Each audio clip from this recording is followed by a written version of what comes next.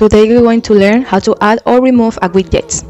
Swipe to the home screen. You want to add a widget to hold an empty area.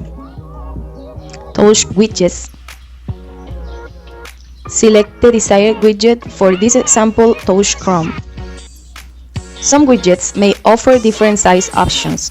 For this example, touch and hold Chrome bookmarks 3x2. Drag the widget to the desired location and then release it. If the widget is releasable,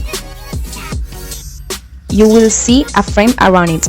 To adjust the size of the widget, touch and drag the edges of the frame.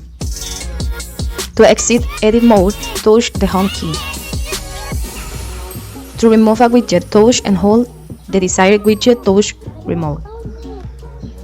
You have completed the steps. You got it. Follow me for more instructions. Bye.